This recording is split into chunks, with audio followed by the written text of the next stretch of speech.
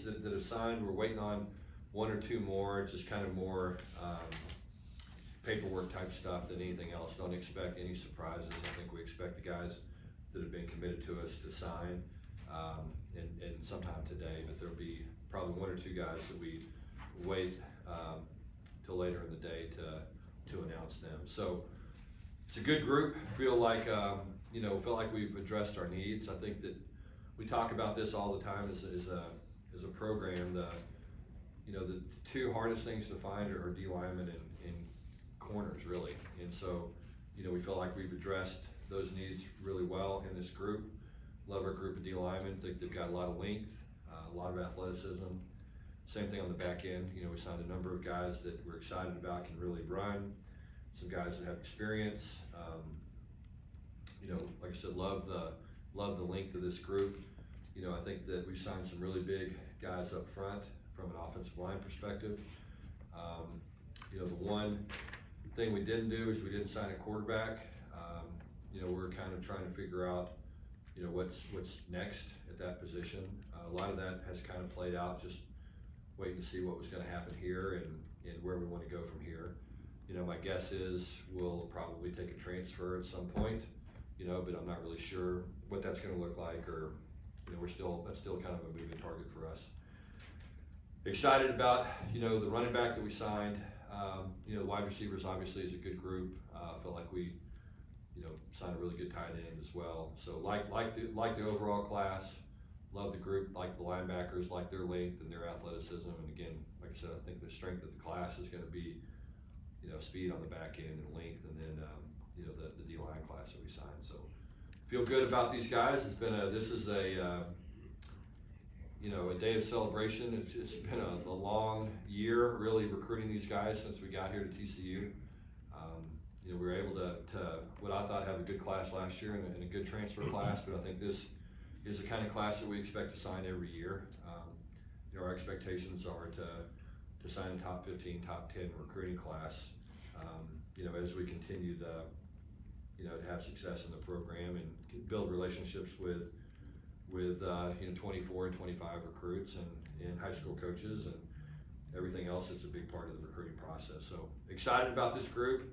I think it's, like I said, it's a good group, and love the length and overall athleticism. We talked about Marcus Dill. He headlines the class. This is a guy, no offense to smaller G5 programs, but you guys beat Texas and Georgia for him. How exciting was it for you guys as a staff to land a player of that caliber? Yeah. The good thing about Marcus was, Marcus is a relationship guy, and his dad Mike's a high school coach, and it's one of those things we just kind of kept chipping away with him, and just I think Jamarcus did a really good job recruiting him. I think Joe's relationship with him as well, and his dad I think was important, and just he's a heck of a player. I mean, he's the kind of defensive lineman you have to have, I think, to have a dominant defense. You got to have that kind of size and length and strength and athleticism, and and I think he's just from a size standpoint, a guy that's going to transition pretty easily here. I mean, he's big enough right now to come in and have a chance to get on the field and play for us. So I think he's a great kid. He's going to be a hard worker. Had a chance to watch him play live this year. Was really impressed. He played both ways a lot of times and was very productive, and excited about him. And again, I think that's where you have to build your football team is up front on both lines of scrimmage, and we were able to sign some big dudes that I think are going to be good players down the road. I had to ask you about the Memphis kid. What type of potential do you think Max has for you guys, and what position do you kind of project him at? Yeah, I think he can do a bunch of different stuff. I think that's what we liked about him, was that he has length and he can run. You watch his high school tape. I mean, he's catching the ball and doing things on it that are impressive. I think his best football is in front of him. He's a guy that we're going to kind of see what happens to him in terms of how big does he get and how athletic does he stay. And he's got that frame that we like to have, and we like to just let those guys kind of figure it out by how big they get and what happens to their bodies when they get here. He's somebody that I think has a chance to be a really, really good player. I don't think he's close to tapped into his potential yet, and we're excited about him. I think he's going to be a heck of heck of an addition to the class. Sonny, when you think about, you mentioned taking a quarterback out of the portal potentially. How much did Max's decision and timeline play into how you addressed quarterback in this class? You know, I think, well, first of all, Max did exactly what Max always does. I mean, he tried to think about the team first when he kind of sat down and thought about his timeline in terms of whether or not he was going to come back and when he was going to announce it and everything. And I think he probably made the decision maybe a little more quickly than he wanted to, I think, in some ways, but he just wanted to do everything he could to help take care of, you know, the program and give us the best option moving forward. And so I'm very appreciative of the way he handled that. He handled it exactly the way you would expect Max to handle it. You know, I think that's the big thing for us. I mean, we felt like coming into the year, you know, there was a small group of quarterbacks that we really liked, and, you know, we kind of took a shot at those guys, and then our thing was, you know, we feel good about some of the young guys that we've got in our program right now, and so we felt like we wanted to try to, you know, go get a top tier guy, and if we didn't get one of those, then the thought was to, you know, maybe address that position with somebody that's got a little bit of experience. But, you know, we'll kind of see how it plays out. I mean, I think that there's, you know, the most important thing I think at that position is finding the guy that fits. You know, just his skill set fits and his temperament fits us. And so there's a lot of guys in the portal and a lot of people that have reached out to us, as you can imagine, that are really good players. You know, I think we would have had, we could have gotten in on any of these top quarterbacks had we felt the need to do so. You know, I think our deal is to, you know, we feel good about where we are in that room right now, but at the same time, you know, there's just so much uncertainty with that position these days, and anytime you can add a quality player, you want to do it, and especially somebody that's got a little bit of experience. Are you looking for a starter, or is this? No, I don't think. I mean, we're looking to just like we do anywhere else, recruit the very best player we can, and then roll the ball out and see what happens. Speaking of Max, you said such wonderful things about him at the Heisman ceremony and all throughout the season. I'm wondering if you could share with us something maybe a little different that you haven't before, some thoughts on him. Yeah, you know, I the funny thing about Max is, you know, he's just such a, typically when you have a quarterback, I mean, there's all these kind of highs and lows of the process, you know, and those guys a lot of times are kind of emotional, and sometimes you're dealing with younger guys,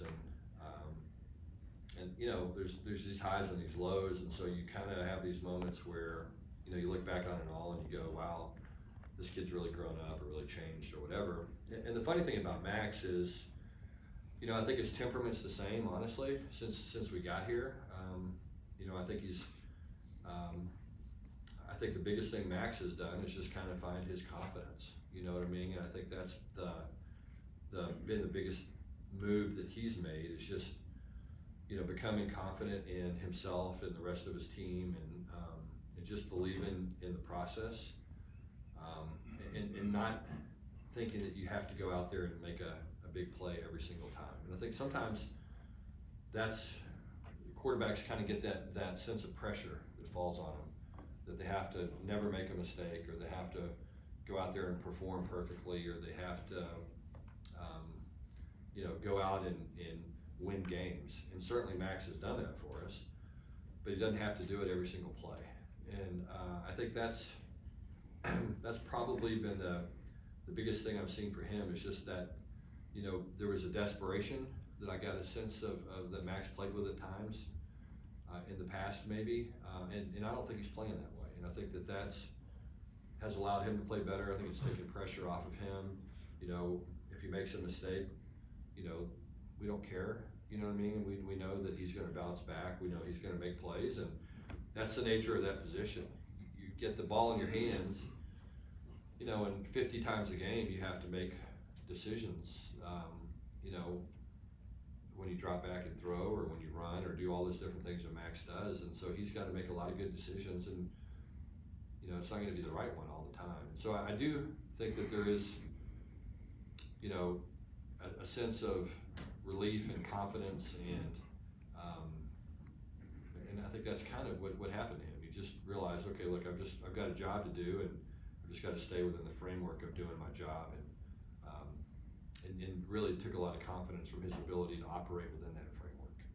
And I think as the season went on, he just became more and more confident. And, you know, there's been times he's put the team on his back, and figured out how to win games. But I said earlier, he doesn't have to do it every play. And I think that's been a big relief for him. So, he's just one of those kids that's just been incredibly steady in his approach and the way he handles himself. When things go great, he's got the same mentality. When things go bad, he's got that same mentality. And, I think everybody in our program appreciates that consistency in his approach that he brings every day. He's kind of got that pro mentality, and I think that's a good thing for a quarterback to have. Sonny, what are your conversations, what have they been with Chandler Moore since finding out that Max is not gonna come? Yeah, I think the good thing about Chandler, Chandler knows that, that he's gonna have a great opportunity here. We have a lot of good football players coming back. We're gonna add a lot of good football players, from a high school perspective and also from a transfer perspective. And, I think it's been great for Chandler to kind of learn some of the lessons that Max has learned this year. I think, quarterbacks, again, they want to go out there and they want to do things and they want to be productive and they want to force the issue. And what Chandler's had an opportunity to do is see Max and how he's grown, and he lets the game come to him more. And so Chandler realizes there will be a quarterback competition like there always is, just like there'll be a running back competition and a center competition and a right tackle competition, and that's just part of football. And and I think he's okay with that. He understands that. I think he's excited about the possibility of continuing what Max has started, and the trajectory of the program. I think he's excited about that, and excited about the kind of players he's going to have a chance to play with. But like anything else, he's going to have to earn the job, and he's done it before, and I think he'll do it again. How did the recruiting change, if at all, as you guys have gone on this run? Yeah. To be in the college football playoff? Yeah, it got better. It got better obviously down the stretch. We were able to, in the last month, really get in on some really good players. Guys that weren't necessarily returning our phone calls, 6 weeks ago, all of a sudden we're returning our calls. And so it allowed us to go recruit, I think, the best junior college corner in the country, and to go recruit some really, really good players and add those guys to what we felt like was already a really good class. So there were 6 or 7 guys that I think were late additions to the class that to me really were elite level type players. And so, like the guys that we signed, I think that was the thing that happens to you sometimes during recruiting is, especially with the way things happen these days, sometimes you get buyer's remorse. You take a kid's commitment his junior year a little bit and you go, well, he didn't play very good as a senior and all that. Well, we've had a chance to really monitor all these players. We evaluated them week to week. Jeff Jordan and his staff do a great job of every single week of going through and watching every single player that's committed to us and guys that are still on our board and evaluating them and making sure that there's somebody that we're not happy with. We didn't have any of those guys. We didn't have any buyer's remorse on the kids that committed early. And then the success that we had as the season went on allowed us to get in on some really good players. So, I think this is just the beginning from a recruiting standpoint. As I said earlier, I anticipate us, being able to recruit against anybody in the country. It's a different landscape out there with some of the NLI stuff, or NIL stuff. And it's, but it's like anything else, you adjust and you find guys that feel like fit your program, and we think we can recruit against the very best in college football. It's Jonathan Bax, super talented, good program in Louisiana, but it seemed like he's a little under recruited. Do you think it's because he's a different position, like playing on the edge? Yeah, it's interesting. He was one of those guys that kind of the same thing. Once he committed to us, we thought, okay, the cat's out of the bag. There's going to be a lot of people that are on this guy, and I think they were. I think the thing that happened, I think, with that recruitment was, I think a lot of people flirted with him and realized he was pretty firm to us and kind of moved on. But he's same thing as we talked about earlier with Max. You just love his length and his athleticism, and he's going to be a really big guy. And he's powerful, he's productive, played in a great program, all the stuff you like at that position he's got. So he was one, honestly, I was concerned about, just because I figured, within the state of Louisiana, just that landscape, there was going to be some people that came in and made a run at him. But I think he was comfortable being here, and again, I think we did a good job recruiting him. Coach, it's tough to land recruits, and some coaches will say it's even tougher to hold on to them. Yeah. Did you notice that maybe there was less conversations this year with you talking to kids and I them did. wavering? Yeah, there wasn't. Look, I was on the phone till 3 a.m. last year, and my wife, with some recruits last year, and it felt like this class was a lot more. We just had relationships with these kids. Last year, everything was happening so fast, and a lot of the stuff was, there was just a lot of uncertainty, and now we know these kids. We've seen them a million times. They've been around us a million times. I think there's a true relationship there, and I think to me that's what recruiting's about. And so I really believe that it took certainly a lot of anxiety off of me. This is probably the first time in my career that I actually slept the night before National Signing Day. And I got a good night's sleep last night, and was on the phone a little bit last night, but not much. And so it was nice to not have a lot to worry about. And I think again, I think that speaks to the consistency that we've had in terms of getting to know these guys, and I think it speaks to the character of the people that we're recruiting, and the fact that we're doing things the right way in terms of building relationships. And I think that's what recruiting is supposed to be about. And sometimes I think that gets lost in the shuffle a little bit because there's so many different factors that go into it. But knowing somebody and investing in somebody, to me, is always the most important thing. Coach, you talked Johnny about- Hodges told us yesterday that the only reason he got a call back from y'all is his dad took his email. Yeah. What did y'all see in him? Yeah, it's funny. So I remember when that happened last year. Johnny had a really good game against us at SMU when he played against us. They had two good linebackers there. They had another kid at Navy, Dylan Fago, who was a really good player that played linebacker there as well. And so when he went in the portal, I liked their linebackers, and I remember that he had gone in and we'd heard about it, and we saw the tape, and he'd been very productive against us. It just felt like he was kind of what we needed. I think sometimes what you do is, recruiting's not always about finding the bigger, fastest guys. Sometimes it's about finding, especially from a transfer perspective, somebody who could come in and move the needle in a room. And we just felt like here was a kid that's played a lot of football, that was really mature. That our experience with service academy kids is that they're going to be disciplined and hardworking and provide leadership and all that. And we just felt like that was going to be a good addition to that room. And so all those factors contributed to that. I don't know that any of us would say that he was going to have the success he's had this year. We thought he was going to be a good player. But what he's done is he got an opportunity and he's made the most of it. And that's what you expect guys to do, and especially older, more mature guys like he is. So it's been a great addition for us, and not really surprised,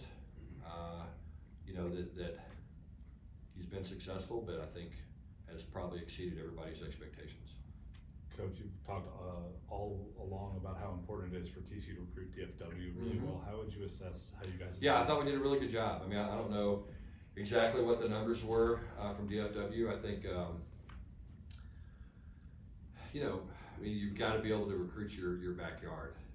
There's no successful football programs, in my opinion, that don't recruit their own backyard and that aren't dominant when it comes to recruiting their own backyard. And again, it comes down to relationships. And when you recruit somebody who lives 15 minutes away, obviously you can get here on campus, you can get to know them, you can get to know their parents. You have a chance to build a relationship with somebody as opposed to somebody that lives 15 hours away. I think that's always going to be important for us. I think it's going to be really important as we move forward to continue to have a ton of success in Dallas. And we feel like that if somebody goes to high school in Dallas, we ought to be able to recruit them. Doesn't matter who we're recruiting against, what kind of logo they have, or whatever. We're going to have a chance to get to know them and get them on our campus. And one thing that we've learned is if they come to Fort Worth and they come to TCU and they spend time on the campus and they see our facilities and they, most importantly, get around the people in the building, the players, the coaches, the support staff, then they're going to have a good experience here. And to me, that's the biggest thing that we have to sell. You mentioned earlier with Marcus having a chance to play early. Are there any of those receivers with you guys losing some key guys that you see? Yeah, I mean, I think Cordell, obviously he's gonna graduate early. We've got a pretty significant number of early graduates, and if you look, like Dom, for example, Dom, in my opinion, probably would not have been able to play as much or be as good a player as he was this year if he didn't graduate early and go through spring ball. And so I think some of these guys, Cordell's, I think he's gonna have a chance to kind of be in that same mold. He'll go through spring ball, he's, in a good place physically, he's got good size, he's got good strength, he's raw, and there's gonna be a ton of development that has to take place, but typically, you can transition pretty quickly from playing receiver in high school to playing receiver in college, maybe a little faster than you can some other positions. But he's, we're excited about him, and he does have a tremendous amount of length, and he goes and gets the ball, and as I said, he's gonna get a chance to get a ton of coaching this spring, and by the time fall rolls around, I think he'll have a chance to contribute. Coach,